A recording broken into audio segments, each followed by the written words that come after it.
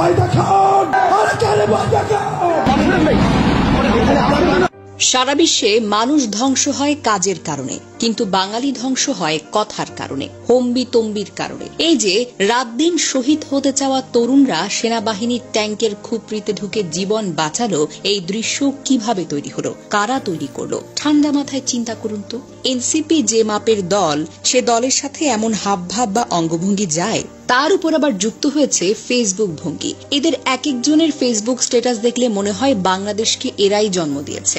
ধাত্রী ও সাবিয়ার, ইমাম মাহাদি, এরা শেখ হাসিনার বিরুদ্ধে শেখ মুজিবের ভাষণ ও উক্তি ব্যবহার করল। শেখ হাসিনার পুরো আমলে আমরা বঙ্গবন্ধু, আমার আব্বা করল এবং জনগণকে ধোঁকা দিয়ে সাথে নিয়ে জয়ী হয়েই শেখ মুজিবের বাড়ি ভেঙে দিল। এই বাড়ি ভাঙা পার্টি নিজেদের রাজনৈতিক সামান্য পাকের আগেই গোপালগঞ্জে মার্চ টু ইন্ডিয়া ঘোষণা দিল, যেখানে বিএনপির মতো বড় দলও শান্তির স্বার্থে কোনো কর্মসূচি দেয়নি। কি উদ্দেশ্যে, কি মতলবে গোপালগঞ্জে যাওয়ার প্রয়োজন পড়ল তাদের? তার স্বাভাবিকভাবে গোপালগঞ্জবাসীর কাছে পরিষ্কার ছিল না, দেশবাসীর কাছেও না। আর আমাদের যে রাজনৈতিক আবহাওয়া, সেখানে গোপালগঞ্জের মানুষ এই ছেলেদের প্রতি বারুদের মতো ক্ষিপ্ত থাকবে, সেটা যে কোনো বেকুবের পক্ষে বোঝাই সহজ।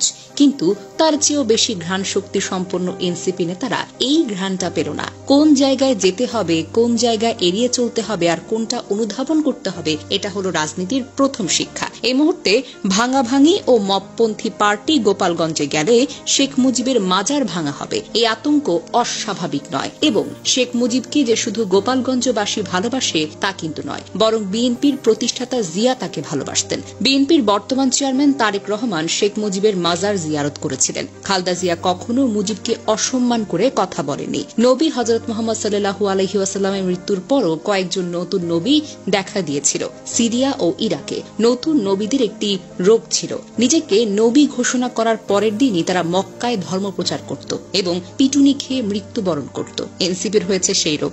রাজনীতির নবুয়তির ঠিক মতো গজানোর আগেই এরা আওয়ামী লীগের মক্কা গোপালগঞ্জ হয়েছে ধর্মপ্রচার করতে। এই হলো অবস্থা। তাদের ধারণা দেশের 63 জেলার মানুষ এখন এনসিপিতে ঈমান এনে ফেলেছে, শুধু গোপালগঞ্জটা বাকি। মক্কায় ইসলাম প্রচার, কি বলবো, ভাষা খুঁজে পাচ্ছি না আসলে। ফেসবুক থেকে দূরে থাকার চেষ্টা করি, কিন্তু হঠাৎ যখন দেখি মাথা আসলে বিগড়ে যায়। 24-এর মহানায়করা, উই আর অলরেডি শহীদরা দৌড়ে ট্রাঙ্কের গর্তে ঢুকেছে। এই দৃশ্য চোখ থেকে সরাতে পারছি না। জনগণের ভালোবাসা হারিয়ে ফেললে হয়তো এমনই হয়। মানুষের ভালোবাসার চেয়ে আইফোন ভিক্ষা করা এদের কাছে অধিকতর গুরুত্বপূর্ণ। সামাজিক মাধ্যমে লিখেছেন মহিউদ্দিন মোহাম্মদ।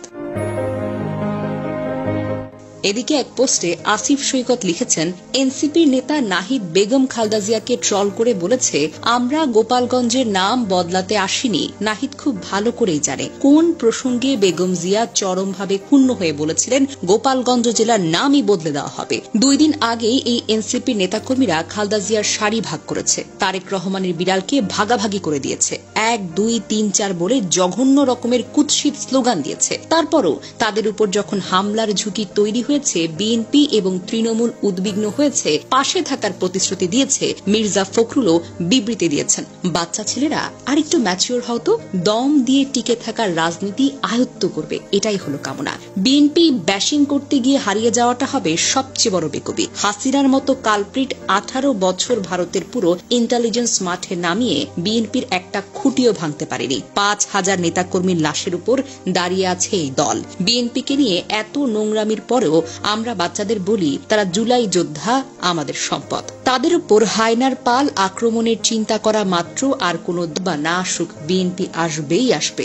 আপনি এটাকে বিএনপির দুর্বলতা, বেহায়াপনা বলতেই পারেন, বাট ট্রুলি এটাই হলো শহীদ জিয়ার আদর্শ। Good luck NCP.